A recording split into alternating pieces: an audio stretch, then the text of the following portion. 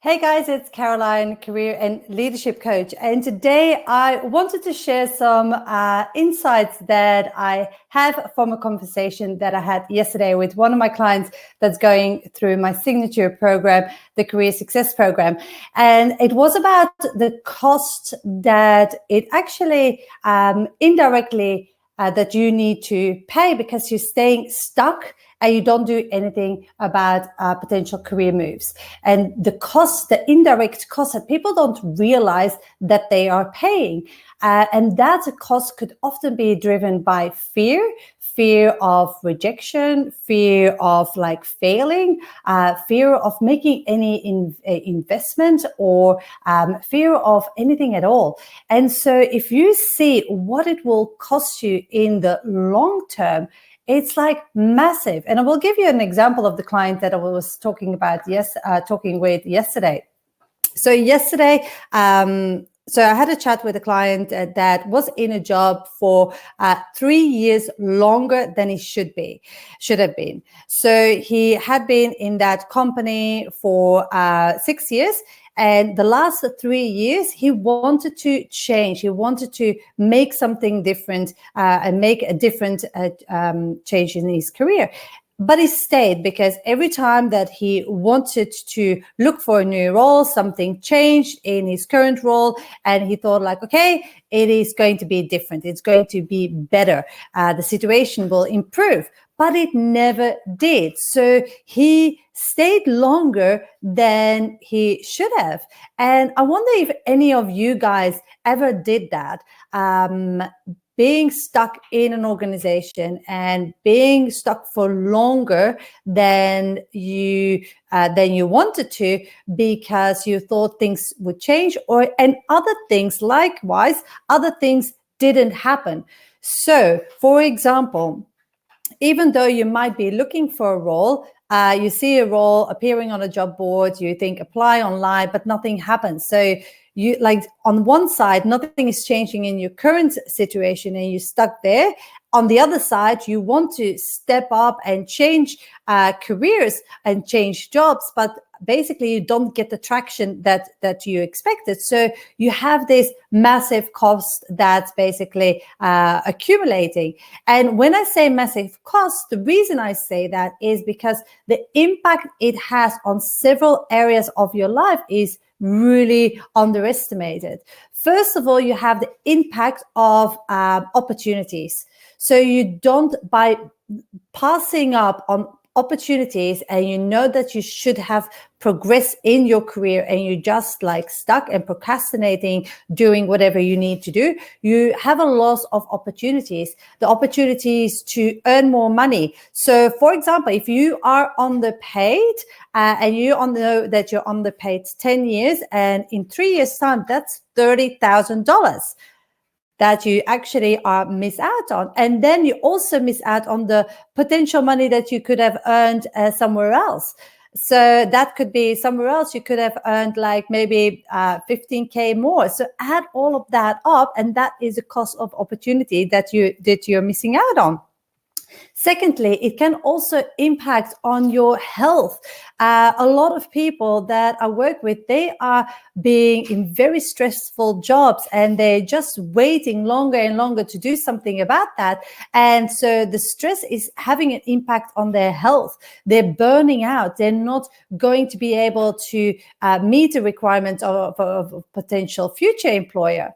And then thirdly is also your social life or your family life and what the impact it has on them because you are making certain sacrifices. And the impact it has on the last part, that is when you're in a job that you're unhappy in or unfulfilled in, the cost that takes on your confidence, that is like there is no cost that I can put on it because it's like so much. Because when your confidence starts slipping, you need to rebuild that before you can actually make the move. So then the time goes even longer. So what I want to say with this core message is that you have to think about if you are stuck, if you think like, okay, I need to make some changes, but I'm procrastinating because I'm not sure, I'm afraid that I will be rejected. I'm afraid that I will fail. If I'm in a new job, like they're going to find out that I may not be as good as I think I am. So I'm afraid of failure. I'm afraid of working with a coach like me, for example, because you think like, will this work for me? Will what she teaches work for me? So rather than asking for help to anybody that can give me career guidance, I'd rather do it myself because I'm afraid that it won't work for me. So the cost of staying in a job that is dysfunctional, the cost it has on your health, on your social life, and anything else. And then I want you to think about, is it worth it? What are the next steps that I can do that can make that difference? Because basically it all comes down to you, for you to take the first step. And that is the most important thing. Is first, okay, you can acknowledge it, but if you don't do anything about it, it's just going to stay in your head, and you're going around and around and around in circles in your head. So you have to actually acknowledge it, but then you have to take action.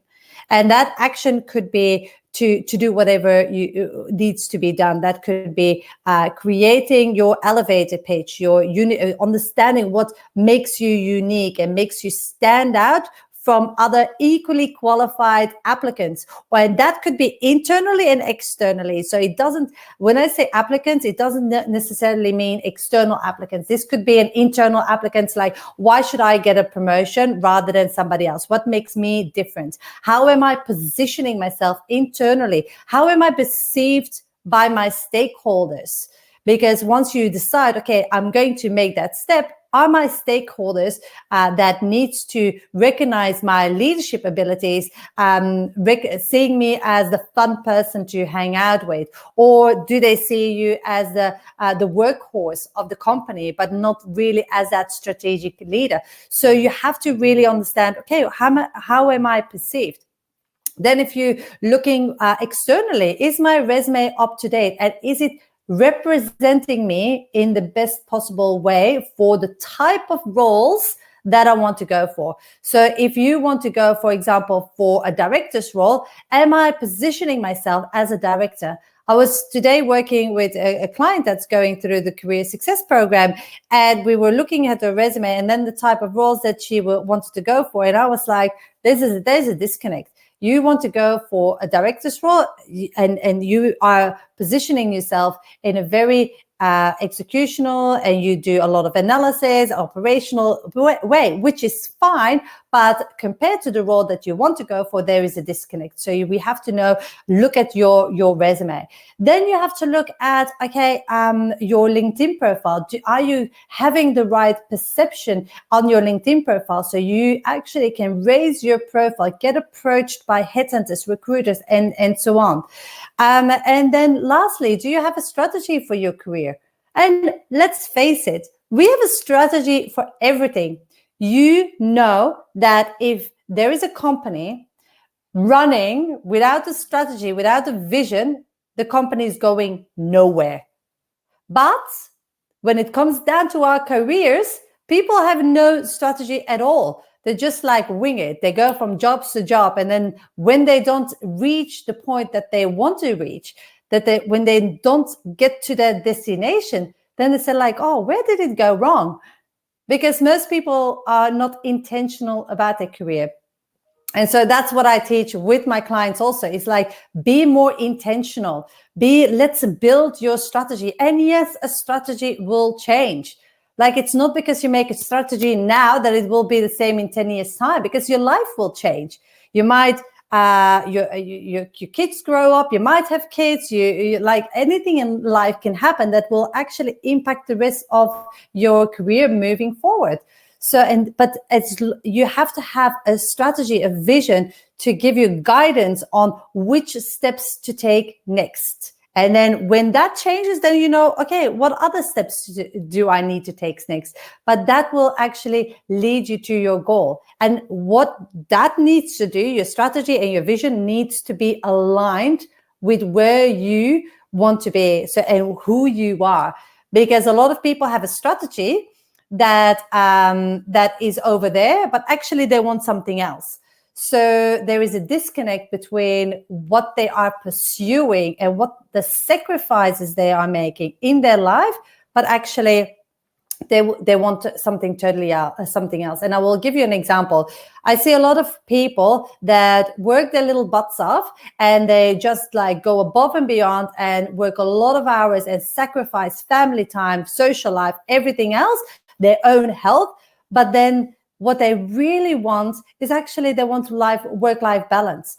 And so they're pursuing this, but actually, and they're building a strategy, because you set expectations. Senior managers, senior leaders expect you to operate in a certain way, but actually you want something else. So you always have to make sure that there is alignment. And yes, you will probably piss off people and be judged along the way, but that is so much better.